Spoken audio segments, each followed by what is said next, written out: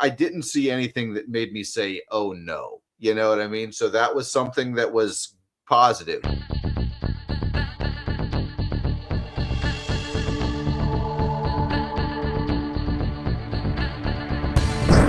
The teaser trailer dropped.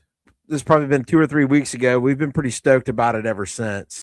I'm always very cautiously optimistic because trailers are trailers. Trailers are not movies. I go back and I look at trailers that I thought would be fantastic movies in the not so distant past here. I was very, very stoked for the Superman movie. And though it was a good movie, I don't think it was the wow I was hoping for.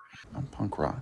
I didn't see anything that made me say, oh no. You know what I mean? So that was something that was positive. The fact that there wasn't something that they had changed or something that they were pushing or something that they were going for that made me say, oh no, they're going to do that. So I'm very excited about Masters of the Universe. It is a great story. The little 80s kid in me just loved it. I loved Masters of the Universe when I was a kid. All those cheesy 80s Hasbro cartoons are, I can just eat them all up. I love them all.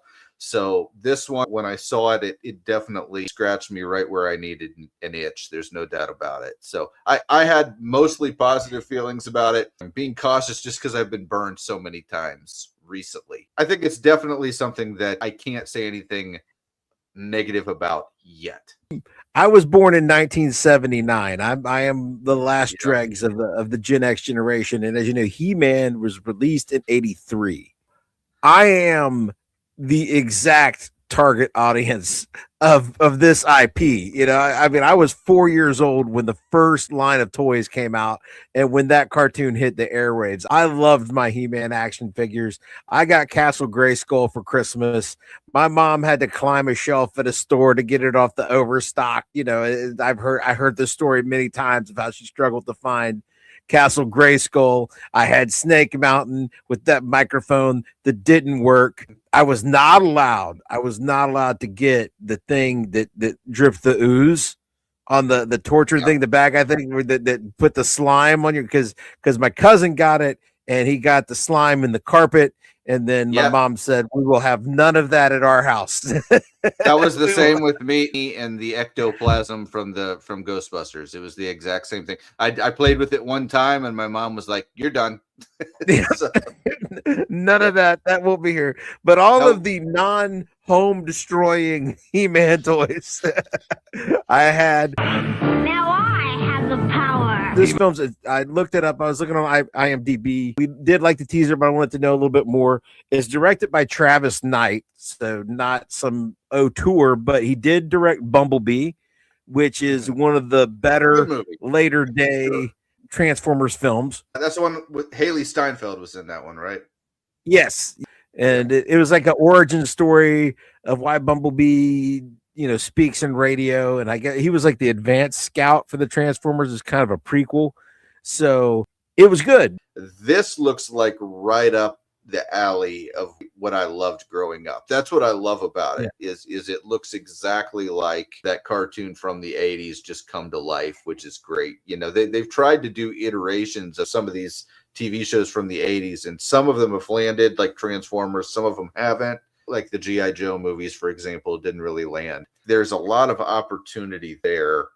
And if someone could actually catch lightning in a bottle, we could have something here. I'm very excited about it. What is the thing that has you the most excited, Tim? Skeletor is it. Not just because it's Jared Leto, not just because the previous iteration was just not what I was looking for. I feel like they're really going to give us the cartoon come to life. The fact that we've got, I'm not typically a guy that loves the CG stuff, but the skull, that having an actual skull is going to just, it's going to work wonders for how things are going to work together for the whole movie. The fact that we've got a skull, the fact that we've got a competent actor like Jared Leto, I'm very, very excited about seeing Skeletor done properly, because I don't think we have really seen that type of villain for a long time. The introduction of Thanos was something that really a lot of people would look to and say that's a villain that kind of reached out and grabbed a lot of people. Prior to that, Dan, I mean, how long had it been since we had a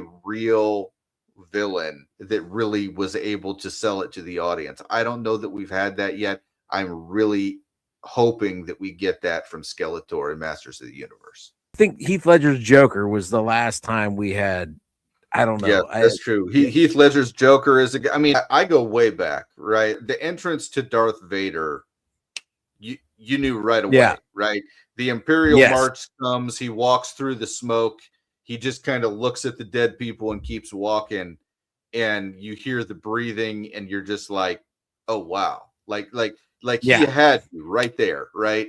And another villain entrance that I remember because it scared me to death when I was 6 years old was the Shredder in the original Ninja Turtles movie. The drums are playing as he's walking, and then the guitar as they reveal his mask, and that's the kind of stuff that we just don't get from villains anymore. The mystery, we don't talk about them, and then when we reveal them, it's just sinister and it's dark, and you know this is going to be a big part of the story is this guy's motivation. I just don't think we get villains like that anymore, and I'm hoping that's what we get from Skeletor, because Skeletor is one of those villains. He is Shredder, he is Darth Vader, he is Thanos, he is the Joker. He's one of those villains, and I feel like we have to get that kind of, like, they took a lot of very, very careful turns in the trailers to not show Heath Ledger's Joker. And the first time I remember seeing him was in the movie, and it was frightening. It was frightening. Like, that's how it should be. That's kind of what they're doing here with Skeletor. They're letting you know we're doing the full skull. It's going to look like Skeletor. Jared Leto is playing him, but it's still very mysterious. There was not a lot of Skeletor in the teaser. You probably won't see a lot of Skeletor in the trailers. And if they have a big villain reveal, that would be so 1980s for me.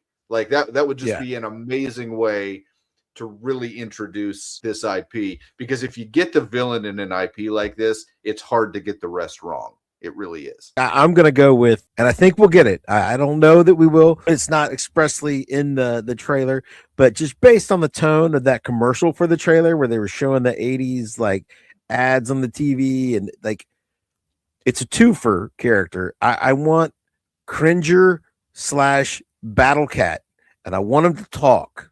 I want a talking green and orange tiger that he rides into battle. That's what I want.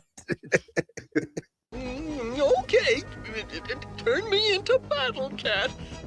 I never thought I'd be asking for that. And not CGI. We want to paint a real tiger. Yes. Actually, to get the size right, Alex, you're going to need to find a liger, which is a lion-tiger hybrid. A lion-tiger. Yes, sure. You're going to have to get a liger and paint him green and put a saddle on him.